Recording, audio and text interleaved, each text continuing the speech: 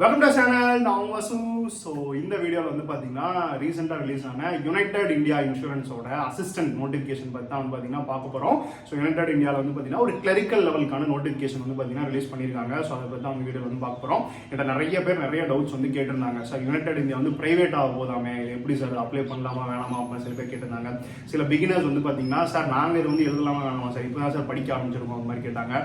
சில பேர் நான் ரொம்ப நாளாக படிச்சுட்டு இருக்கேன் சார், பேங்கிங் போகிறதா என்னோட டார்கெட் இது, நான் அப்ளை பண்ணலாமா வேணாமா, ஒர்த்தாக இருக்குமா அப்படின்னு கேட்டிருந்தாங்க.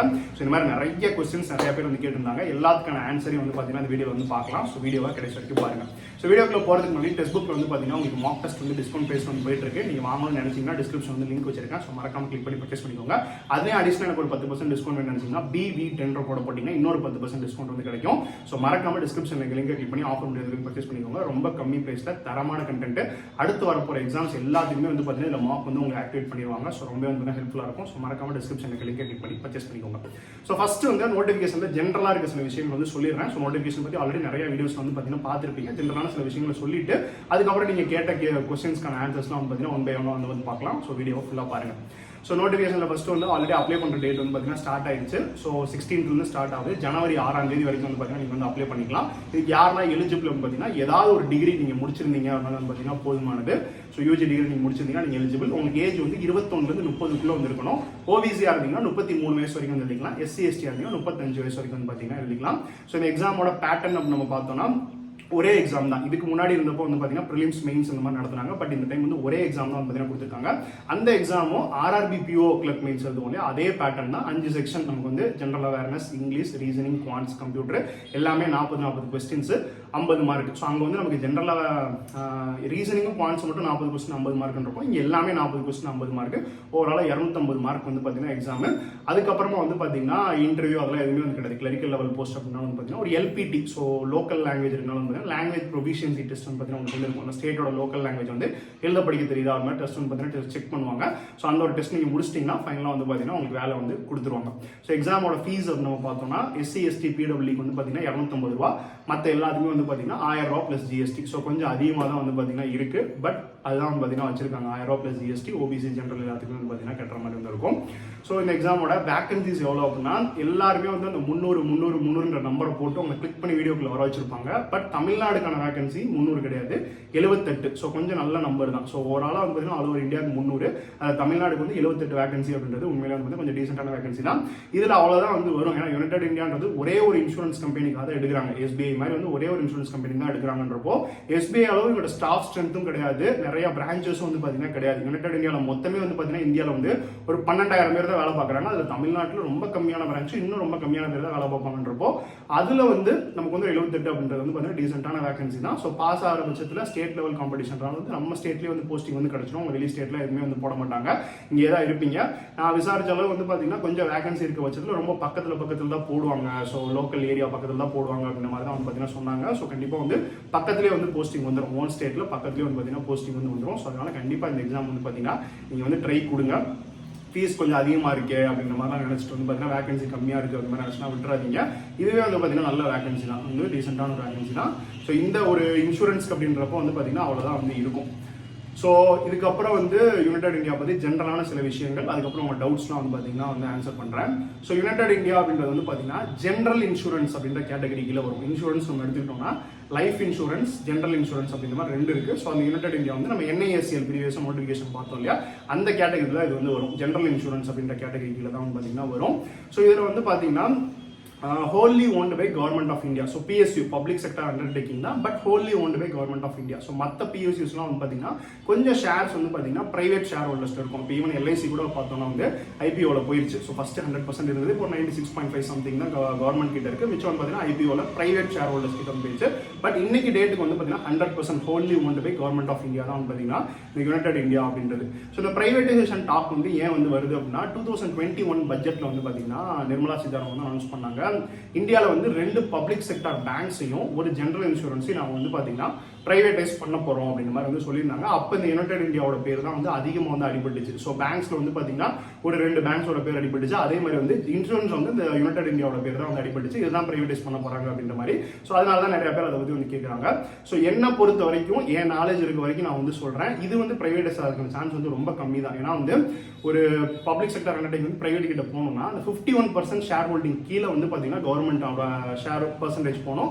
அதுக்கு மேல 51%க்கு மேல கவர்மெண்ட் ஷேர் எங்கெல்லாம் இருக்கோ அதெல்லாம் வந்து பிஎஸ்சி கீழே வந்து வந்துடும். அந்த 51 கீழே வந்து அவங்க வந்து ஐபிஓ பண்ணி வந்து ஷேரை வந்து செல் பண்ணிட்டாங்க அப்படின்னா தான் வந்து பாத்தீங்கன்னா அது வந்து பிரைவேட்டா வந்து டோட்டலா வந்து மாறும். ரீசெண்டா வந்து பாத்தீங்கன்னா ஐடிபிஐ வந்து மாறிச்சு. அந்த மாதிரி வந்து கவர்மெண்ட் ஷேர் ஹோல்டிங் 51 கீழே போச்சு. ஸோ அது மாதிரி இது போறதுக்கான சான்ஸ் வந்து ரொம்ப கம்மி. ஏன்னா வந்து 100%ல இருந்து வந்து பாத்தீங்கன்னா அவ்வளவு சீக்கிரமா வந்து அந்த 50% அப்படின்ற மார்க்கில் வந்து கொண்டு வர மாட்டாங்க. ஒரு 60% 70% அப்படின்ற மாதிரி வந்து பாத்தீங்கன்னா பேங்க்ஸ்ல இப்ப நிறைய பேங்க்ஸ் இருக்கு, அதெல்லாம் பிரைவேடைஸ் ஆகும். அது கூட கொஞ்சம் சான்ஸ் இருக்கு. ஏன்னா அந்த 10-15% வந்து பாத்தீங்கன்னா செல் பண்றதுக்கு சீக்கிரமா வந்து பண்ணிடலாம். பட் இது wholly only by government of India அப்படின்றப்போ 100ல இருந்து 51 வரதுக்கு வந்து பாத்தீங்கன்னா ரொம்ப டைம் எடுக்கும். என்னை பொறுத்த வரைக்கும் வந்து பாத்தீங்கன்னா ஒருவேளை ஆனாலும் வந்து ரொம்ப சீக்கிரமாலாம் வந்து பாத்தீங்கன்னா ஆராயுது. பிரைவேட்டா அதுக்கான சான்ஸ் வந்து ரொம்ப கம்மி. மேபி மெர்ஜர் ஆகலாம். ஸோ இந்தியாவில் வந்து நிறைய பேங்க்ஸ் வந்து மெர்ஜர் ஆகுது. ஸோ மொத்தம் 27 பேங்க்ஸ் இருந்தது இப்போ 10-12 பேங்க்ஸ் வந்து ஆயிடுச்சு. ஸோ அந்த மாதிரி மெர்ஜர் ஆகிறதுக்கு வந்து மற்ற ஜெனரல் இன்சூரன்ஸ் நியூ இந்தியா அந்த மாதிரி ஜெனரல் இன்சூரன்ஸ் கம்பெனிஸ்க்கு வந்து மெர்ஜர் ஆகிறதுக்கான சான்ஸ் இருக்கே தவிர பிரைவேடைசேஷன் அப்படின்றதுக்கான சான்ஸ் வந்து என்னை பொறுத்த வரைக்கும் வந்து யுனைடெட் இந்தியா வந்து ரொம்ப ரொம்ப ரொம்ப கம்மி தான். ஸோ அதனால இந்த ஒரு பாயிண்ட்டுக்கு பயந்துகிட்டு வந்து பாத்தீங்கன்னா அப்ளை பண்ணாம விட்டுறாதீங்க. மெர்ஜருக்கு தான் நிறைய சான்ஸ் இருக்கு, பிரைவேடைசேஷனுக்கான சான்ஸ் வந்து பாத்தீங்கன்னா ரொம்ப கம்மி தான். ஸோ அதுக்கப்புறம் வந்து இந்த எக்ஸாம் வந்து பாத்தீங்கன்னா ஃப்ரெஷரும் கண்டிப்பா வந்து அப்ளை பண்ணணும், எக்ஸ்பீரியன்ஸா இருக்கவங்க கண்டிப்பா அப்ளை பண்ணணும். ஏன் அப்படின்றத வந்து சொல்றேன். இப்போ எக்ஸ்பீரியன்ஸா இருக்கவங்க ஏன் அப்ளை பண்ணணும் அப்படின்றத ஃபர்ஸ்ட் வந்து சொல்றேன். ஸோ இந்த எக்ஸாம் வந்து பாத்தீங்கன்னா எனக்கு வந்து பாத்தீங்கன்னா ஒரு சின்ன ஒரு கதை வந்து சொல்றேன். ஒரு அண்ணன் வந்து பாத்தீங்கன்னா எனக்கு வந்து தெரியும். ஈவன் அவர் தான் வந்து என்ன வந்து பாத்தீங்கன்னா நிறைய பேசிக்லாம் நிறைய சொல்லி கொடுத்தாரு. கரண்ட் அஃபேர்ஸ் எப்படி வந்து படிக்கணும் அப்படின்ற மாதிரி நிறைய விஷயங்கள், எப்படி குவான்ஸ் படிக்கணும், எப்படி வந்து அப்ரோச் பண்ணணும் விஷயங்கள்லாம் சொல்லி கொடுத்தாரு. எனக்கு ரொம்ப நாள் முன்னாடி அவர் படிக்க ஸ்டார்ட் பண்ணிட்டாரு. எனக்கு ஒரு 3-4 இயர்ஸ் முன்னாடியே படிக்க ஸ்டார்ட் பண்ணிட்டாரு, படிச்சுட்டு இருந்தாரு. ஈவன் நான் கிளியர் பண்ணதுக்கு அப்புறம் கூட வந்து பாத்தீங்கன்னா அவர் வந்து கிளியர் பண்ணல. அதுக்கப்புறம் வந்து படிச்சுட்டே இருந்தாரு. ஒவ்வொரு டைம் ரிசல்ட் வரப்போ வந்து நான் அவர் ரிசல்ட் தெரிஞ்சுக்கலாம் ரொம்ப ஆர்வமா இருப்பேன். ஸோ டேரக்டா அவர்கிட்ட கேட்க மாட்டேன். ஏன்னா அவர் ஹர்ட்டிங்கா இருக்கும் அப்படின்றனால வந்து வேற யார் மூலமா எப்படியாவது கேட்டு அவர் கிளியர் பண்ணிட்டாரா மாதிரி கேட்பேன். ஸோ ரொம்ப டிசப்பாயிண்டிங்கா இருக்கும் எனக்கு வந்து அவர் பண்ணல, இந்த தனியும் 0.5ல போயிடுச்சு, 1 மார்க்ல போயிடுச்சுன்றப்போ வந்து என்னடா அது கடவுள் இந்த மனுஷனுக்கு ஒரு நல்ல வழியை காட்ட மாட்டாங்க அப்படின்ற மாதிரி வந்து இருக்கும். ஸோ அவர் வந்து பாத்தீங்கன்னா லாஸ்ட் இயர் வந்து இஎஸ்ஐசியில் யூடிசி எக்ஸாம் வந்து பாத்தீங்கன்னா வந்துச்சு. ஸோ அதை வந்து பாத்தீங்கன்னா கிளியர் பண்ணிட்டாரு. ஸோ உண்மையிலே வந்து அப்போ நம்ம நிறைய எக்ஸாம் எழுதிட்டே இருக்கப்போ ஏதாவது ஒரு எக்ஸாம் வந்து பாத்தீங்கன்னா நம்ம பேர் அந்த எக்ஸாம் வந்து எழுதிருக்கும். இந்த எக்ஸாம் தான் இவனுக்கு அது மாதிரி எழுதிருக்கும். ஸோ அந்த எக்ஸாம் வர வரைக்கும் நம்ம வந்து பாத்தீங்கன்னா வெயிட் பண்ணி தான் ஆகணும். மேபி இந்த யுனைடெட் இந்தியா எக்ஸாம் அந்த மாதிரி ஒரு எக்ஸாமா இருக்கலாம். நிறைய எக்ஸாம் வரைக்கும் இப்போ அப்பியர் ஆயிருப்பீங்க. ப்ரிலிம்ஸ்ல போயிருக்கும், மெயின்ஸ்ல போயிருக்கும், இன்டர்வியூ வரைக்கும் போயிருக்கோம், மிஸ் பண்ணிருப்பீங்க. மேபி இந்த எக்ஸாம் வந்து பாத்தீங்கன்னா உங்களுக்கான ஒரு எக்ஸாமா இருக்கலாம். ஸோ அதனால வந்து பாத்தீங்கன்னா ஒரே ஒரு எக்ஸாம் தான் இருக்கு அப்படின்றப்போ ட்ரையை வந்து கொடுங்க. ஸோ உண்மையிலேயே வந்து பேங்கிங்கோட இன்சூரன்ஸ் வந்து பாத்தீங்கன்னா கம்பேரிட்டிவ்லி வந்து ஈக்குவல் பே தான். கிளரிக்கலுக்கும் சரி ஆஃபீஸருக்கும் சரி ஈக்குவல் பே தான் இருக்கு. கொஞ்சம் ப்ரெஷரும் கம்மியா இருக்க மாதிரி வந்து பாத்தீங்கன்னா வேலை ஆல்ரெடி வந்து பாத்தீங்கன்னா எல்லா சாட்டர்டே சண்டே லீவும் ரொம்ப டார்கெட் ப்ரெஷர்லாம் வந்து பேங்கிங் அளவுக்கு வந்து பாத்தீங்கன்னா இந்த பிரைவேட் இன்சூரன்ஸ்ல இருக்கும். பட் இந்த public sector undertaking general insurances, life insurance இந்த மாதிரி கவர்மெண்ட் இன்சூரன்ஸ்ல அந்த அளவுக்கு வந்து பாத்தீங்கன்னா ரொம்ப ப்ரெஷர்லாம் வந்து இருக்காது. எல்லா சாட்டர்டே சண்டே லீவு. இங்க இருக்க கிளரிக்கலோட அங்க இருக்க கிளரிக்கலுக்கு வந்து பாத்தீங்கன்னா பேங்கிங்ல கிளரிக்கலுக்கு அவ்வளவு பெரிய ப்ரெஷர் இருக்காது. பட் இன்சூரன்ஸ்ல இன்னுமே வந்து பாத்தீங்கன்னா ஃபிக்ஸ்டு டைமிங் வந்து இருக்கும். நீங்க ஃபர்தரா வேற எக்ஸாம் ப்ரிப்பேர் பண்ணாலும் வந்து பாத்தீங்கன்னா நிறைய டைம் வந்து பாத்தீங்கன்னா கிடைக்கும். ஸோ இது வந்து அங்கேயே நிக்க போறது கிடையாது. ஸோ இனிஷியலா உங்களுக்கு வந்து பாத்தீங்கன்னா 6 months ப்ரொபேஷன் இருக்கும். அதுக்கப்புறம் உங்களுக்கு கன்ஃபர்மேஷன் பண்ணிடுவாங்க. அதுக்கப்புறம் வந்து பாத்தீங்கன்னா நீங்க ப்ரொமோஷன் எடுத்துக்கலாம். ஸோ இன்சூரன்ஸ்ல வந்து பாத்தீங்கன்னா ஆஃபீஸர் கேடர்லாம் வந்து இருக்கும், ஏஓ அப்படின்ற மாதிரி இருக்கும். அதுக்கு ப்ரொமோஷன் எடுத்து போறப்போ கிட்டத்தட்ட பேங்க் கிளர்க்கு ஈக்குவலா நீங்க வந்து கிளரிக்கலா இருக்கப்போ சேலரி வாங்குவீங்க. ஆஃபீஸரா போனப்போ பேங்க் ஆஃபீஸருக்கு ஈக்குவலா வந்து பாத்தீங்கன்னா சேலரி வந்து வாங்குவீங்க.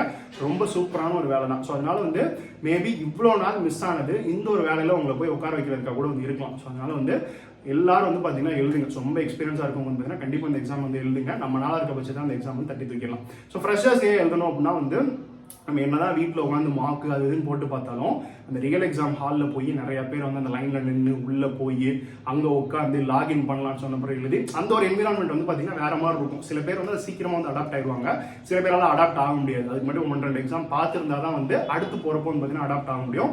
அதனால வந்து இந்த மாதிரி எக்ஸாம்ஸ், ஸோ பேங்கிங் ரிலேட்டடா வர எக்ஸாம்ஸ் அவங்க வந்து எழுத சொன்னாங்க. அதுதான் சம்பந்தமே இல்லாமல் எஸ்எஸ்சி டிஎன்பிஎஸ்சிலாம் வந்து எழுத சொல்ல பேங்கிங் ரிலேட்டடாக இப்போ நமக்கு கிட்டத்தட்ட ஆர்ஆர்பியோட மெயின்ஸ் மாதிரி தான் இருக்கப்போ இந்த பேட்டர்ன் நீங்க போய் எழுதி பழகிட்டீங்கன்னா ஆர்ஆர்பிஓ மெயின்ஸ் வரப்போ கிளர்க் மெயின்ஸ் வரப்போ வந்து பார்த்தீங்கன்னா ரொம்ப ஈஸியாக தான் உங்களுக்கு வந்து பார்த்தீங்கன்னா இருக்கும். ஸோ அதனால வந்து அந்த எக்ஸாம் எக்ஸ்பீரியன்ஸை கெயின் பண்ணுறதுக்காக வந்து பார்த்தீங்கன்னா நமக்கு நேரம் நல்லா இருக்குன்னா ஃபர்ஸ்ட் எக்ஸாம் கூட நீங்கள் வந்து கிளியர் பண்ண சான்ஸ் இருக்கு. ஏன்னா ஒரே ஒரு எக்ஸாம் தான் இருக்குது, இன்டர்வியூ எதுவுமே வந்து பார்த்தீங்கன்னா கிடையாது அப்படின்றப்போ வந்து நிறைய பேர் அந்த மாதிரி கிளியர் பண்ணி போயிருக்காங்க. வருவாங்க இந்த மாதிரி ஏதாவது ஒரு எக்ஸாம் ஒரு பேங்கிங் படிக்கலாம்னு வந்திருப்பாங்க, இந்த மாதிரி ஏதாவது ஒரு எக்ஸாம் வரும் டக்குன்னு எழுதுவாங்க, கிளியர் பண்ணி வந்து பார்த்தீங்கன்னா எல்ஐசிலையோ என்ஐஎஸ்சியோ இந்த மாதிரி கிளிக் ஆகி வந்து போயிருவாங்க. ஸோ அதனால வந்து பார்த்தீங்கன்னா நீங்களும் வந்து பார்த்தீங்கன்னா ட்ரை பண்ணுங்க. ஸோ எக்ஸாம் வந்து ரொம்ப ரொம்ப ரொம்ப ஈஸியாக தான் வந்து இருக்கும். கிட்டத்தட்ட வந்து ஆர்ஆர்பி கிளர்க் மெயின்ஸ் அந்த லெவலில் தான் வந்து இருக்கும். ரொம்ப கஷ்டமாக தான் வந்து பார்த்தீங்கன்னா கேட்க மாட்டாங்க. அதனால் எல்லாரும் வந்து பார்த்தீங்கன்னா அப்ளை பண்ணுங்க. பக்கத்தில் நமக்கு வேற எந்த எக்ஸாம் வந்து இல்லை அப்படின்றப்போ வந்து இந்த மாதிரி வர 1-2 எக்ஸாம்ஸ் எழுதுறது நமக்கு வந்து அந்த எக்ஸாம் படிச்சுக்கிட்டே இருப்போம். அட்லீஸ்ட் இதுக்கு அப்ளை பண்ணதுக்காக வந்து பார்த்தீங்கன்னா படிப்போம். ஏன்னா இந்த டைம் வந்து ஒரு ட்ரையான டைம்னால நம்ம படிக்கவே மாட்டோம். சரி இந்த எக்ஸாம் வருதுல இதுக்காக படிப்போம், ஒரு டச்லேயே வந்து பார்த்தீங்கன்னா நம்ம வந்து இருப்போம். ஸோ அதனால வந்து எக்ஸாமோட டேட் வந்து பார்த்தீங்கன்னா இன்னும் வந்து சொல்லலை. மேபி ஜனவரி பிப்ரவரியில் இருக்கிறதுக்கு வந்து சான்சஸ் வந்து இருக்குது. ஸோ அதனால வந்து கண்டிப்பாக வந்து ஃப்ரெஷராக இருந்தாலும் சரி, ரொம்ப நாள் படிச்சுட்டு இருக்கோம் சரி, எல்லாருமே வந்து பார்த்தீங்கன்னா இந்த எக்ஸாமுக்கு வந்து அப்ளை பண்ணுங்க.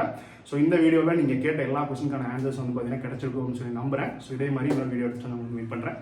நன்றி.